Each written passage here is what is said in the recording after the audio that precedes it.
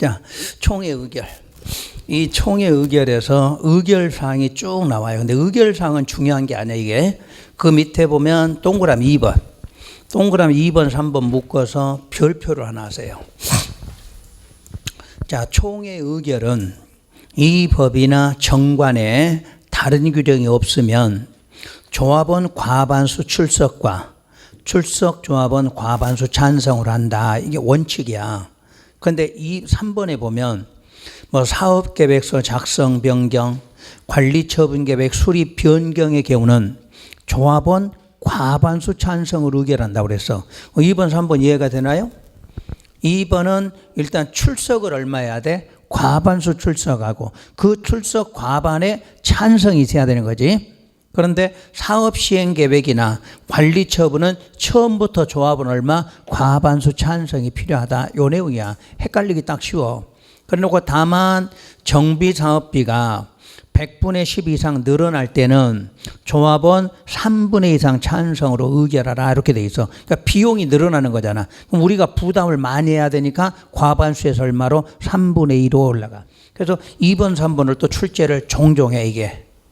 자, 기본 다시 총회 의결은 과반수가 출석하고 그 출석한 과반수에 찬성이 있으면 돼.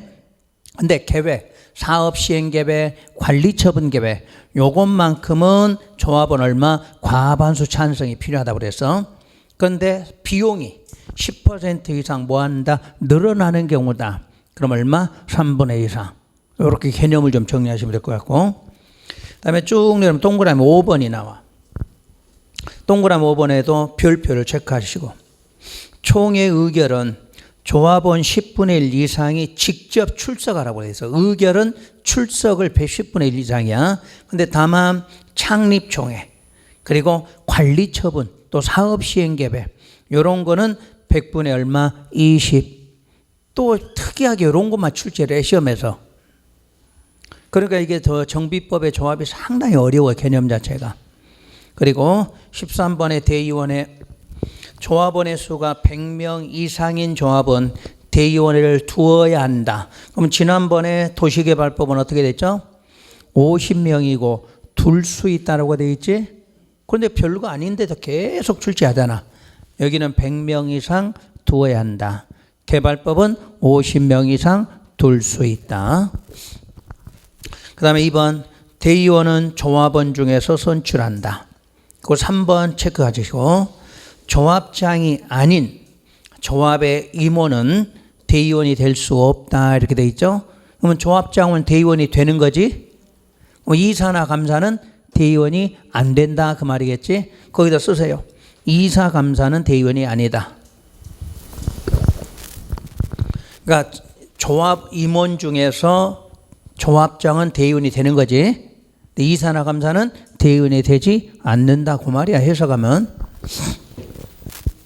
4번 대의원회는 조합원 10분의 1 이상으로 하되 조합원 10분의 1이 100명을 넘는 경우에는 조합원 10분의 1 범위 내에서 100명 이상으로 구성한다. 그러니까 기본은 조합원의 10분의 1 이상이고 100명을 넘을 때는 10분의 1 범위 내에서 100명 이상으로 구성할 수 있고. 5번 바로 총회의 의결사항 중 거기다 별표 동그라미 5번에다 다음에서 정하는 사항을 제외하고는 총회의 권한을 대행할 수 있다고 그랬네. 그럼 바꿔서 가면 기역부터 미음까지는 대행할 수 있다 없다? 없다 그 말이겠지? 대행할 수 없는 거야. 그러면 대행할 수 없는 걸 도시개발법에서 배운 것부터 한번 해볼게요. 거기 있는 걸로. 기역의 정관의 변경 기억나나요? 니은 임원의 선임 해임 그리고 미음의 조합의 합병 해산 그 세 가지는 도시개발법에서 똑같이 나왔었잖아. 그래서 그리고 이제 여기서는 계획회가 디귿 리을회가 사업시행계획과 관리처분계획이야. 근데 도시개발법에는 사업시행계획과 같은 게 뭐였죠? 실시계획이었잖아. 근데 실시계획은 대행할 수가 있지. 여기는 사업시행에 대행할 수 없는 걸로 그거 하나 차이야. 그럼 관리처분계획하고 같은 건 뭐야? 환지계획이지. 그럼 거기다 이렇게 써요. 관리처분계획 뒤에다가 무슨 계획? 환지계획. 요건 두 개 다 대행할 수 없는 거지.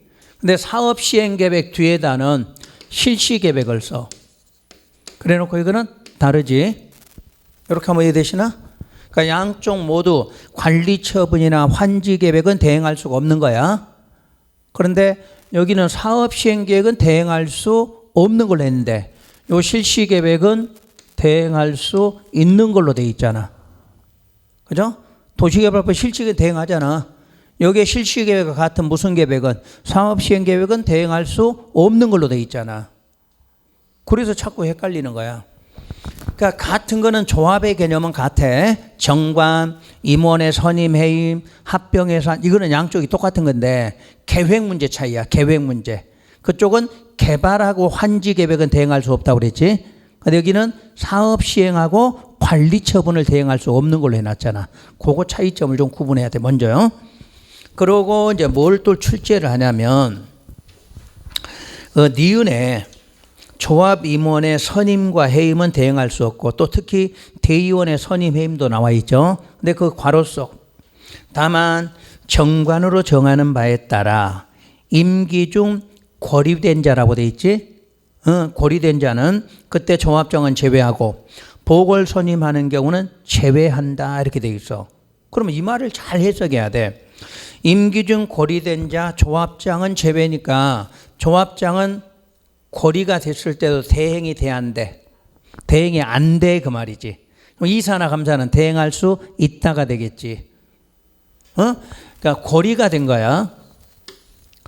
고리된 자 중에서 조합장은 대행할 수 있어 없어? 안 되는 거야.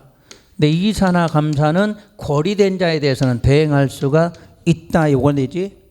요걸 시험에 낸 거지. 요거를. 어렵잖아 이게 내용이. 그죠? 그러니까 처음부터 대응은 안 해요. 자, 우리가 조합원의 합병이나 아니죠. 임원에 대해서 선임이나 해임은 대응할 수 없는데 임기 중에 뭐가 돼서 고리가 된 거지. 그때만큼은 보궐선임 문제는 보궐선임은 대응할 수 있다 없다가 양쪽이 구분이 돼. 조합장은 보궐선임 대응할 수 없고 이사나 감사는 있고 이 차이잖아. 요걸 또 시험에 출제한 거야. 그러니까 이걸 많이 헷갈린 거지. 내임정 자체가. 그리고 미음에 조합의 합병과 해산도 대응할 수 없는 거죠. 근데 괄호소 사업이 뭐 됐어? 완료로 해산이 될 때는 제외니까 대응할 수 있겠지. 그러니까 개발법이 없는 것들이 정비법에는 이렇게 또 있는 거야. 그래서 정비법이 상당히 어렵다 이렇게 말을 하지 이게. 그것까지 구분했죠. 그래서 이 의결사항 중에 대행할 수 없다. 5번은 잘 구분하셔야 돼요. 5번은 별표해 놓고. 그 다음에 주민대표회의는 1번부터 4번까지 묶어서 체크하고 추진위원회와 유사해.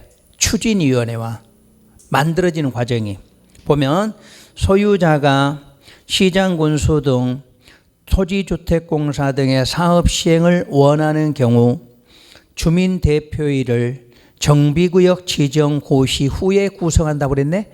아까 추진위원회 구성도 어떻게 했어? 정비구역 지정 고시 후에 이렇게 돼 있잖아. 똑같아. 그 대신에 이건 이제 소유자가 공공이 사업을 원하는 거야. 공공한테 사업을 원한다. 원하는 경우에 정비구역 지정 고시 구성하고.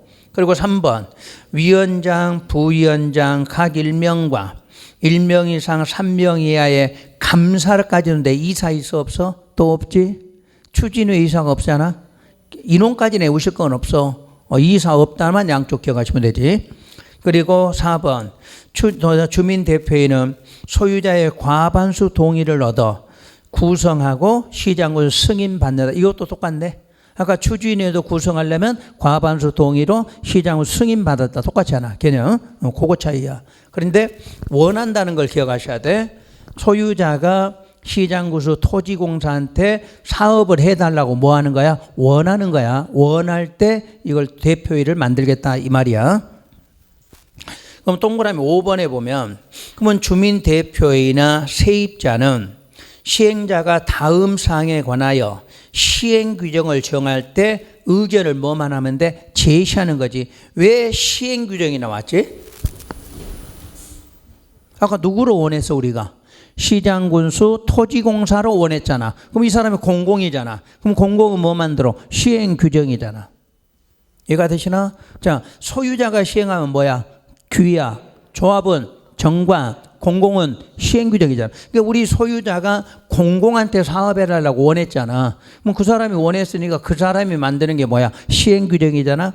그때 우리는 이러이런 의견을 제시하겠다 그 말이잖아. 우리 제시하는 게 기업, 건축물, 뭐 철거, 니은, 주민 이주에 관한 사항, 세입자 퇴거 문제, 이런 것들 우리가 원할 수 있는 거잖아. 의견 제시하는 거야.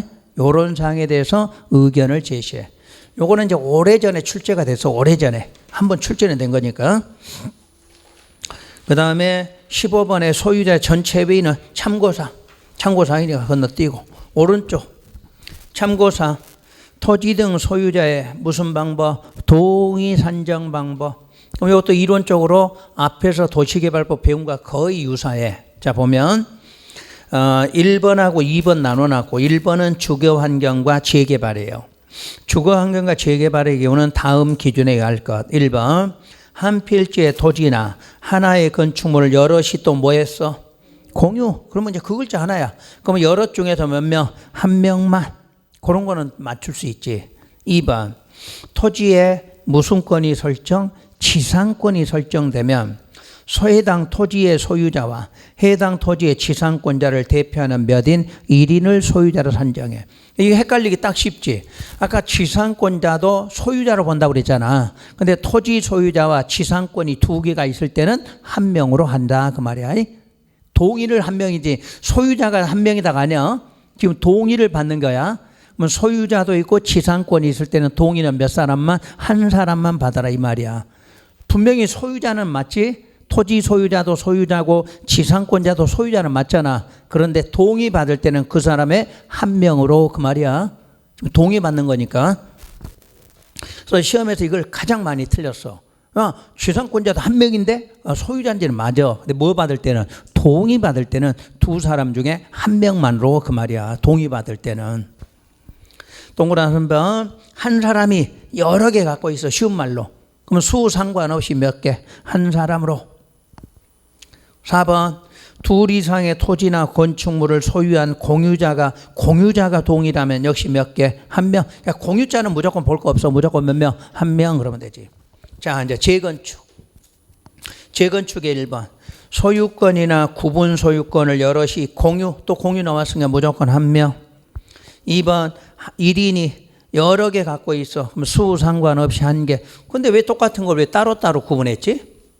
재건축은 소유자가 구분 소유자잖아. 그러니까 이름이 바뀌었기 때문에 따로 써놓은 거지. 내용은 같은 거지. 공유 그러면 같고 또 여러 개 그러면 같고 그 말이잖아. 근데 이름이 구분 소유자로 나온다. 그 차이잖아.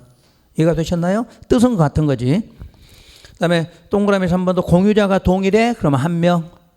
결론은 같은 거지. 같은데 표기법이 다르다는 얘기야. 재건축은 소유자가 구분 소유자.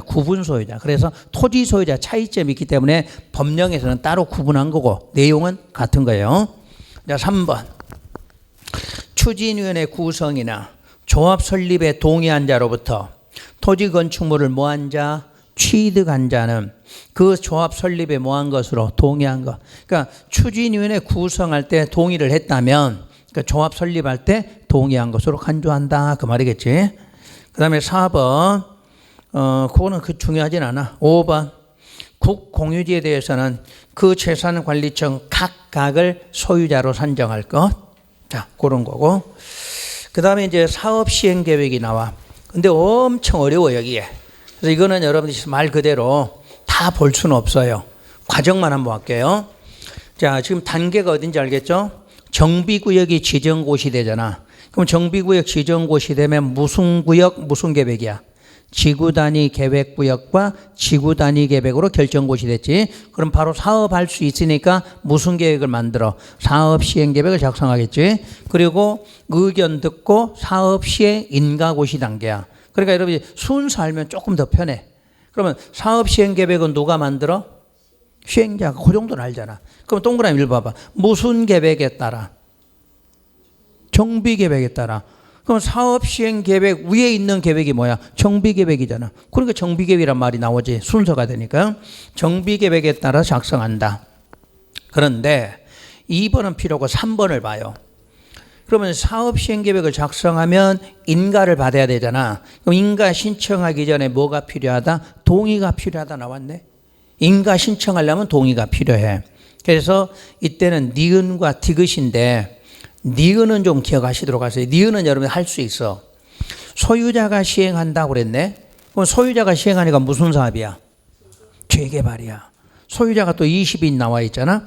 그러면 아까 재개발 사업에 동의 어떻게 나와? 소유자 4분의 3, 면적 2분의 1, 똑같은 동의잖아. 그런 거는 맞출 수 있잖아. 이해가 되셨나? 그 앞에서 용과 그대로 하면 돼. 소유자가 재개발 사업의 시행을 20인 미만이다. 그러면 동의는 아까 조합 설립할 때 동의나 요 설립인가 신청할 때 동의나 같다는 이야기야. 그런 거 하나 알겠죠? 그 다음 디귿 지정개발자가 나왔네. 지정개발자가 사업을 시행하려면 소유자는 과반수 동의, 면적은 2분의 1 이상 동의가 필요하다. 이렇게 나와 있어. 두 개를 좀 구분해보고 다시 니은을 봐요. 니은에 보면 동의가 그렇게 필요하다 써 있는데 다만 괄호서 인가받은 사항을 뭐 하려고? 변경하려면 원래대로 그대로 받아야 되겠지. 근데 규약으로 정하면 소유자 얼마, 과반수 동의, 이게 달라. 요걸 주의하라는 얘기야. 원래 신청하려면 동의가 소유자는 4분의 3, 면적은 2분의 4, 2분의 1 동의가 필요하지. 그럼 변경은 그대로 해야 될 거 아니야. 근데 변경할 때 뭐로 정하면? 규약으로 정하면 얼마로? 소유자 과반수로 이걸로 끝내겠다는 얘기야. 변경할 때는. 자, 그 다음에 리을에 천재지변이라는 단어가 나왔어. 그러면 지금까지 동의 받아야 돼? 받아 안 받아? 안 받고 그런 말이야. 그러니까 천재지변 단어만 잘 찾으면 돼. 그러고 인가하려면 인가하기 전에 의견 듣겠죠? 의견 들을 때 주민 의견 듣죠? 항상 인가 전 의견은 주민 의견이야. 날짜만 기억하면 돼. 며칠? 14일. 인가 두 번 나온다고 그랬죠? 관리처분계획 인가, 사업시행 인가. 그러면 항상 먼저 나온 인가 14일, 두 번째 나온 인가 30일. 그거 날짜만 구분하시면 돼. 인가권자는 시장군수 등이고 그거만 읽으시면 돼. 세부적으로 읽지 말고.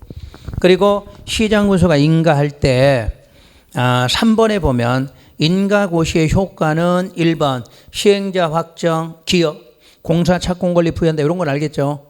시험에는 안 나와. 대신에 4번에다 별표를 하나 해봐요. 시장군수 등은 재개발 사업 인가할 때 시행자가 누구로 나와? 지정개발자면 사업비 100분의 20 범위 내에서 예치한다. 요거 시험에서 많이 써먹어. 자, 사업이 무슨 사업이어야 돼? 그렇지. 근데 재건축 바꿔도 되겠지.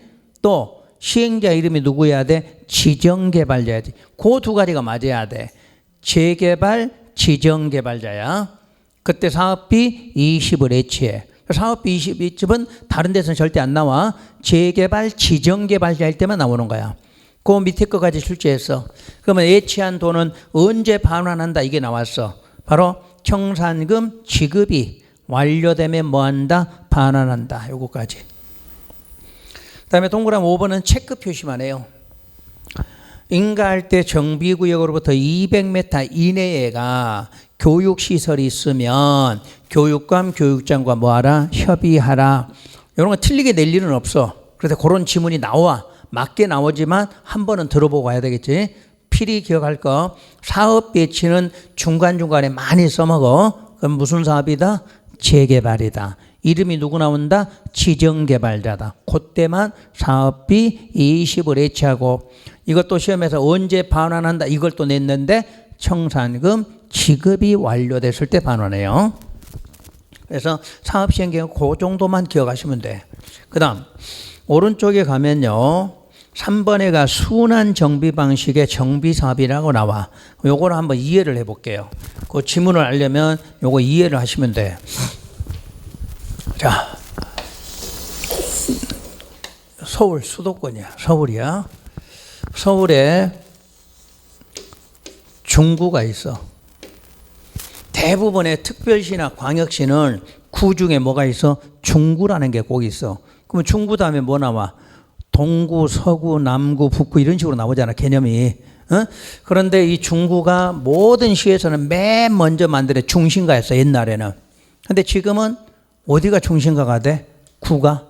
남구 쪽이 주로 중심가야. 왜 남구야? 서울도 강남, 남구잖아, 남구. 강북은 잘 안 가. 왜? 못 사는 동네로 돼 있어.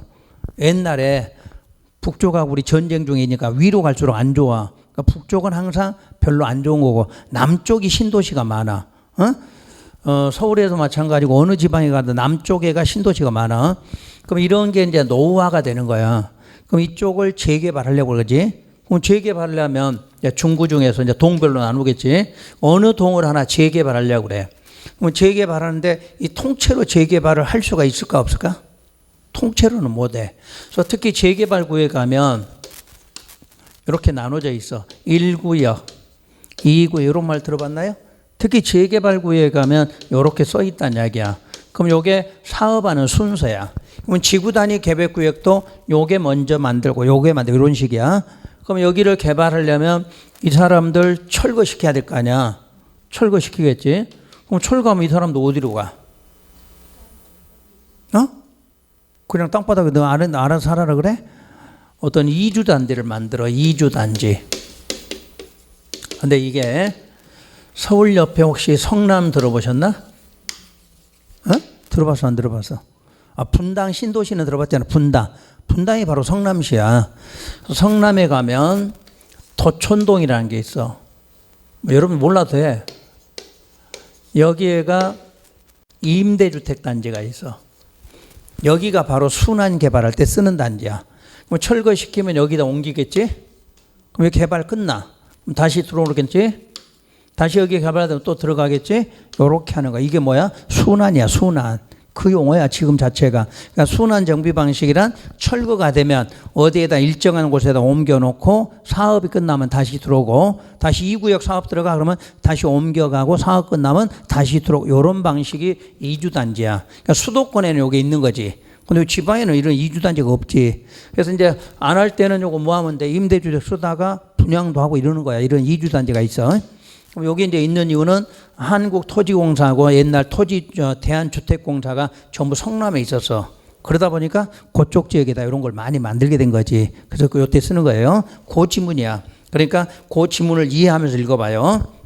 시행자는 정비구역 안과 밖에 새로 건설한 주택이나 이미 건설되어 있는 주택의 경우 정비사업 시행으로 뭐 되는 사람, 철거, 글씨체가 달라지지. 철거되는 주택 소유자나 세입자에게는 그 다음 줄 임시로 거주하게 하거나 자, 정비구역을 순차적으로 정비하여 주택의 소유자나 세입자의 이주 대책을 수립하라 이렇게 돼 있어. 그때 2번 순환형 주택. 그렇게 쓰는 주택의 이름을 무슨 주택이라 불러? 순환형 주택이라 부르고 그런 거를 임시 거주 시설로 사용하거나 임대할 수도 있다 이렇게 돼 있어. 거기까지만. 나머지는 시간 되는 대로 한번 읽어보시고 그런 걸 순환형 주택이다 이렇게 부른다는 이야기예요. 그럼 네모표 4번 정비사업 시행을 위한 조치에서 1번 임시 거주 시설과 임시 뭐가 나왔어? 상가. 그럼 임시 상가니까 무슨 사업이야? 재개발. 누구야? 소유자가 시행한다 이렇게 나와야 되겠지? 그렇게 답이 나와야 돼. 적지는 말고 적을 필요는 없어. 그렇게 이해하면 되는 거야. 그러면 임시 거주 등 사업 시행자는 무슨 사업과 무슨 사업을 할 때? 주거 환경과 재개발이지. 근데 그걸 재건축 바꿔놓으면 또 시험 문제 되는 거지. 주거 환경과 재개발에 대해서만 철거되는 주택의 소유자나 세입자에 대해서 동그라미 1번 그 임대주택의 시설의 임시거주나 주택자금 융자알선 등 임시거주에 상응하는 조치를 해야 한다 이렇게 돼 있어. 그러니까 임시거주에 상응하는 조치를 해줘야 되는 사업은 무슨 사업과 무슨 사업이야? 주거 환경과 재개발이야. 그럼 재건축은 안 해줘도 돼. 왜? 돈 있는 사람들.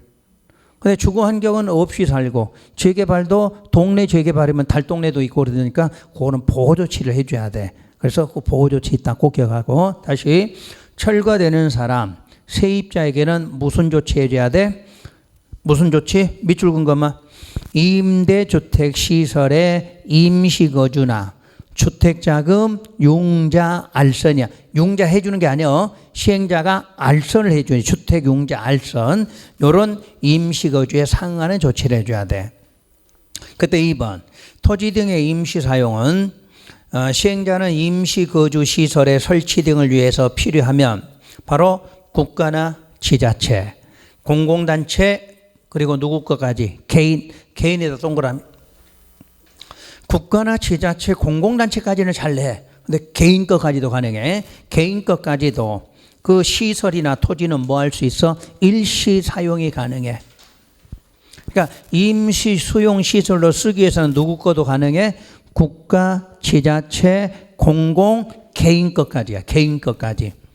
그때 국가나 지자체는 다음 사유가 없는 한 거절할 수 없으며 국공유지 사용료 대부료 뭐한다? 면제, 공짜로 쓸 수 있어. 그 대신에 1, 2, 3번은 거절할 수 있는 사유지. 자, 예를 들어 시험에 나왔을 때 바로 1번이 한번 나왔어. 제3자와 이미 매매 계약이 체결된 땅이 있어. 그럼 이미 팔려고 체결했는데 그걸 빌려줄 수는 없는 거잖아. 그러니까 상식적으로 해결하는 신문이야. 그런 것들을 빼고는 거절하지 말아라 이렇게 나와. 그럼 3번 손실보상은 누구 거만 손실보상이 필요하다? 공공과 개인 거만. 아까 구주가나 지자체 무상으로 쓴다고 그랬잖아. 그러니까 항상 보상은 공공 개인이야. 공공 개인. 그리고 원상회복 30일 고 있고.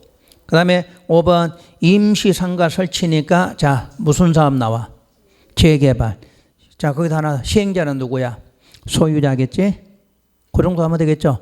그러니까 상가라는 말은 재개발이고 시행자는 소유자여야지. 그럴 때는 자 상가 세입자가 사용할 수 있도록 임시상가를 설치하라 그래 있지. 그다음에 토지 등의 수용이 나와. 여기도 수용이 나와. 근데 별로 시험에서는 안 써먹어. 있다는 거 말면 돼. 자 수용은 시행자는 정비사업을 시행하려면 토지보상법에 따라 권리를 취득 사용할 수 있다 해놓고 문제가 다음이야. 다만 재건축 사업은 천재지변 등의 사유로 그때만 수용할 수 있다 이렇게 놨어. 그러면 나머지 사업은 그냥 수용이 되는데 재건축은 수용이 안 되는 거지 원래는. 근데 뭐일 때만 천재지변이라고 할 때만 재건축은 수용이 돼. 뭐 이런 식으로 상식으로 이해해봐요. 재건축은 주로 아파트 단지죠. 응? 아파트 단지가 노후화돼서 지금 재건축하는데 재건축하는 요 주변에 보니까 연립도 있고 단독도 있고 이런다는 이야기야. 그런데 요놈을 철거하다 보니까 여기가 붕괴될 위험이 생겼다는 이야기야. 그럼 어떻게 해라? 이렇게 포함해서 그 뜻이야. 그래서 재건축은 사유가 뭐일 때만 천재 요걸 꼭 기억해야 돼. 그러니까 여러분 시험에 이렇게 나온 거지. 모든 정비사업은 수용한다? 그럼 틀려. 모든 정비사업이 아니야. 재건축은 빼고 이렇게 나와야 돼. 지문회가. 그래서 시험에서 오류가 생기다 보니까 잘 안 내. 이 시험 문제를. 그 대신에 이제 수용하는 과정을 보면 도시정비법에 특례라고 나와 있잖아. 그러면 특례는 사업인정 특례는 뭘로 대신해? 사업시행인가고시. 그동안에는 국토계획법은 무슨 계획고시야? 실시계획고시. 도시개발법은 개발계획고시 이렇게 돼 있잖아. 여기는 사업시행인가 받은 거 고시잖아. 똑같아 개념은. 그리고 재결 신청 기간도 무슨 인가? 사업시행인가 할 때 정한 기간이야. 그리고 3번 보상 방법의 특례 거기다만 별표. 1번, 2번은 시험에 거의 낼 일이 없어. 내도 맞추게 주는데 보상 방법의 특례야. 원래 보상 방법 원칙이 뭐야? 사전에 현금이지. 특례니까 뭐라고 써놨어? 사후 현물 써놨잖아. 사후 현물이야. 근데 사후라는 시기가 언제냐? 자, 굵은 것이 무슨 인가? 준공인가 이후의 현물 보상이야. 그러면 준공인가 어디쯤에 있어? 과정 쫙 기억해봐. 공사 완료 고시하기 전이 무슨 인가야? 준공인가잖아. 그러니까 보통 시험에서 분양 처분 후에 보상한다 이런 식으로 나올 거 아니야. 또는 공사 완료 고시 후에 보상한다 이런 식으로. 무슨 인가? 준공인가야? 준공인가? 그러니까 다른 건 안 묻는데 보상 시점을 물을 때 무슨 인가? 준공인가? 이후다. 꼭 기억하셔야 돼. 절차 한번 확인해 봐. 절차. 자, 페이지 157쪽에 봐봐. 준공인가가 어디쯤 있나? 공사가 완료되면 준공인가 신청해서 준공검사 받고 뭐 했어? 준공인가. 그리고 공사 완료 고시가 그 다음이잖아. 근데 공사 끝나기 전에 무슨 인가? 준공인가만 있어도 뭐 한다? 보상한다 이거잖아. 그러니까 이걸 시험에서 절차 모르면 이 시험 문제 자체가 안 풀어져. 그러니까 순서 기억하시고. 자, 다시 앞으로 와서. 그래서 그거는 꼭 기억하고. 그 다음에 4번에가, 양괄호 4번에가 용적률 완화에 대한 특례라는 말이 나와 있네. 시행자가 다음에 해당하면, 자, 다음을 봐봐. 뭐, 다음이 오른쪽에.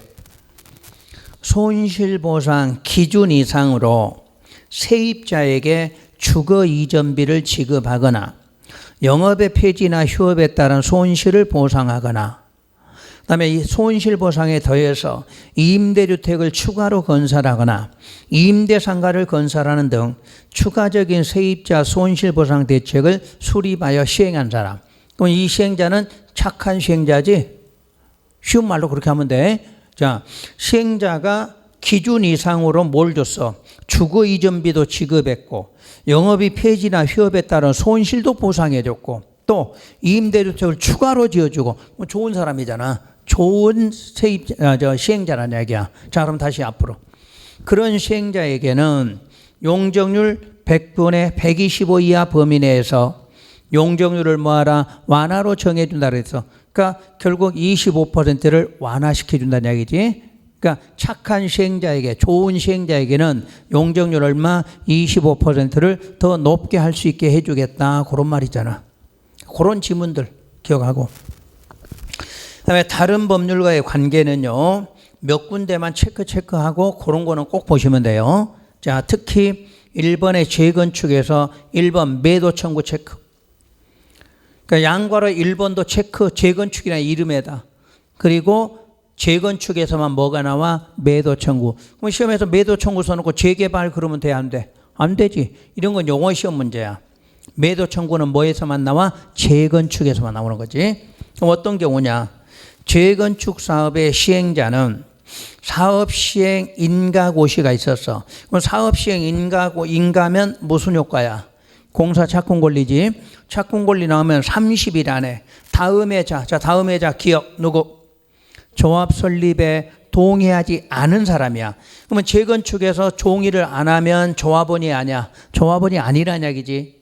그 다음에 2번 천재지변 등으로 공공이나 공공한테 그 지정에 뭐하지 않았어? 동의하지 않았어. 그러니까 결론은 기억리는 뭐하지 않은 사람? 동의. 그러니까 재건축에서 동의를 안 한 사람이야. 동의를 안 했으니까 조합원이 아닐 거 아니야. 소유자도 아닐 거고. 그런 사람에게 뭐 할 수 있다? 매도 청구를 하겠다. 그런 뜻이야.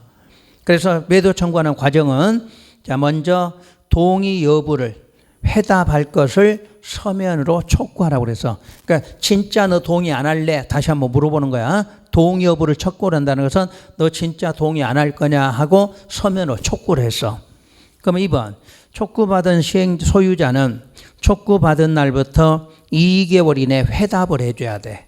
세 번째, 기간 내에 회답하지 아니한 경우 소유자는 설립이나 시행자 지정에 동의하지 않겠다는 뜻을 회답한 것으로 보고 4번 2개월이 지나면 시행자는 그 기간이 만료된 때부터 2개월 안에 끝 문장 자 그냥 소유자나 건축물이나 토지만 소유한 자에게 무슨 청구한다? 매도 청구해. 그럼 매도 청구하는 거 봐봐. 소유자에게도 했고 건축물 또는 토지만 소유한 자에게. 그럼 건축물만 소유한 사람은 조합원이 아니야. 아니지. 토지만 소유한 사람 조합원 아니지. 조합원 아닌 사람에게 매도 청구하라 그 말이지. 그러니까 과정은 필요 없어. 이제 한번 읽어드렸으니까. 그러니까 매도 청구는 무슨 사업에 나온다? 재건축. 그럼 재건축에 특히 뭐 하지 않은 사람?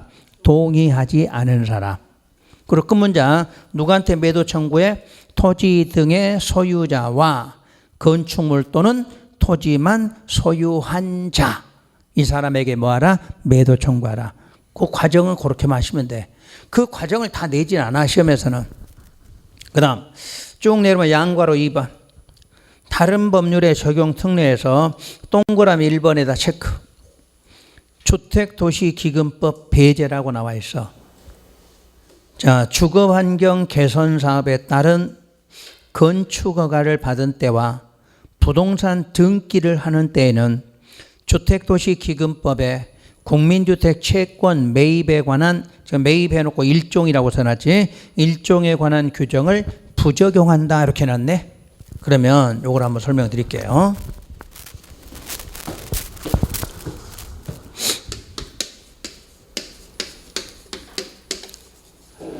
자, 국민주택 채권은 제1종 채권이 있어. 1종 채권이 있고 그리고 제2종 채권이 있어. 근데 2종은 필요 없고 우리 1종이야 지금. 요 1종 채권은 허가, 인가, 등기, 등록, 그리고 도급계약, 도급계약 체결자, 이 사람들이 의무적으로 매입하는 채권을 일종 채권이라고 그래. 그래서 의무적 매입은 상환일은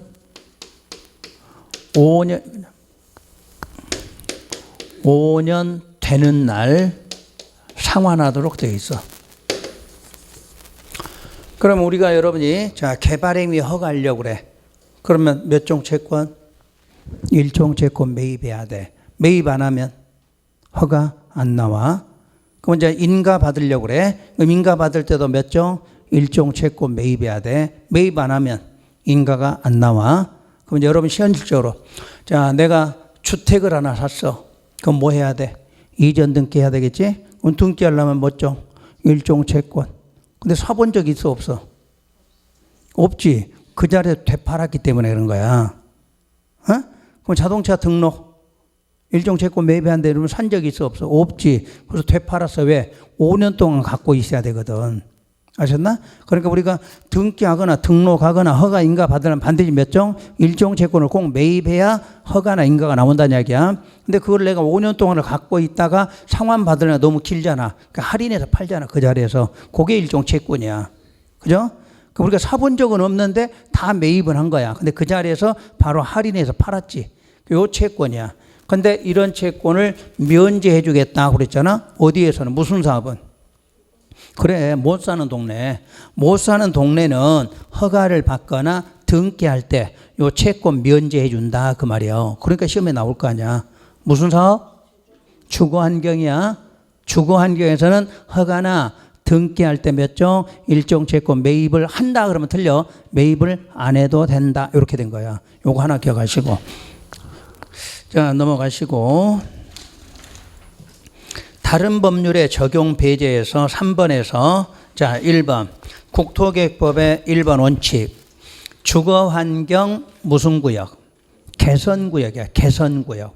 개선구역은 그럼 개선구역이니까 무슨 사업에? 주거환경 개선 사업을 하겠지. 이름 그대로 하면 돼. 거기가 무슨 구역이 지정돼? 정비구역이 지정고시가 돼. 그때 정비구역 지정고시가 되면 거기를 무슨 지역이 되냐면 주거지역으로 돼. 주거지역.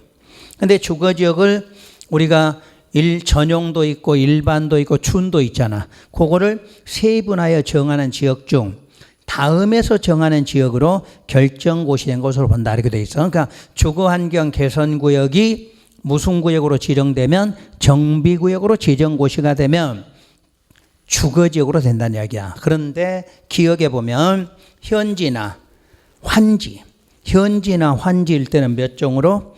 2종 일반 주거지역으로 봐. 그럼 나머지 두 가지 수용과 관리는 몇 종으로? 3종으로 본다고 그랬어.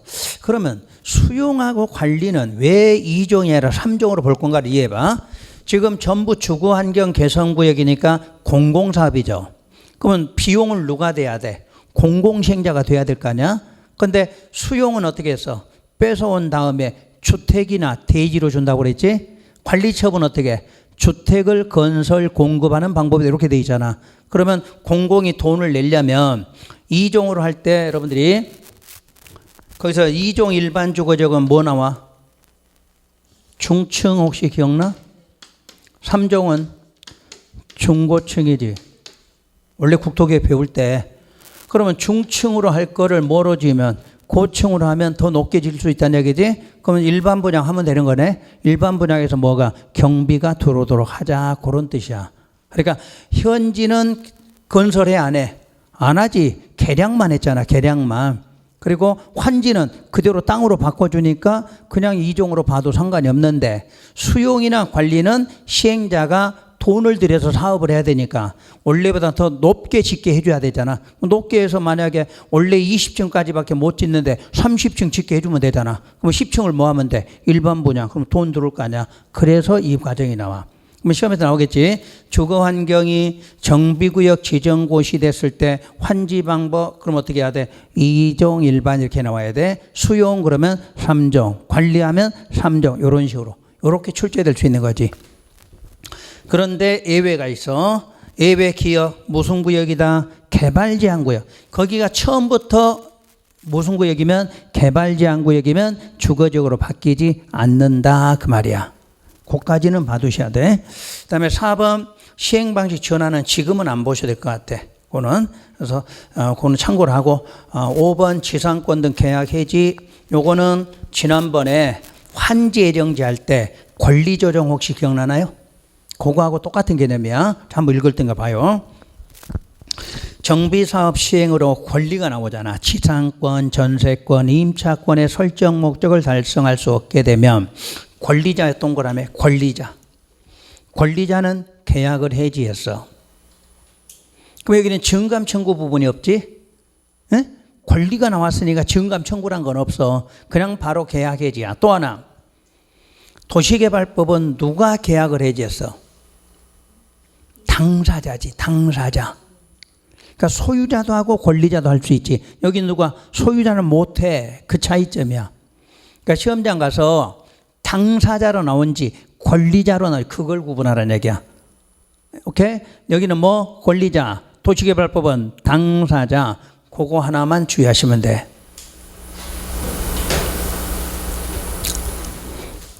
그거 하나 이해됐죠? 그 다음 두 번째. 그러면 계약을 해지했어. 돈 달라고 누구한테 하면 돼? 시행자. 그건 똑같잖아. 돈은 누구한테 달라고 해? 시행자.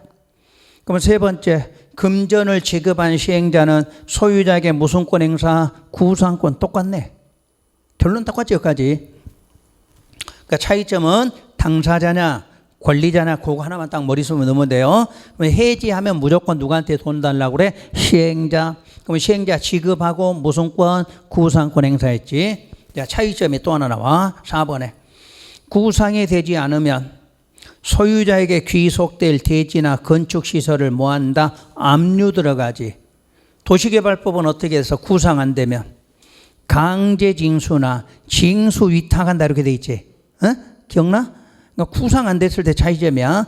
여기는 그냥 압류하면 되는데 거기는 강제징수나 징수 위탁한다. 요 차이점이야.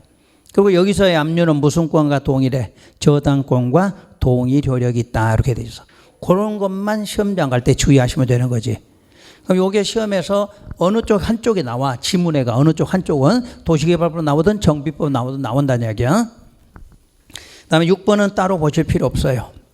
그 다음에 이제 그 밑에가 관리처분인데 번호가 뭐로 돼 있어?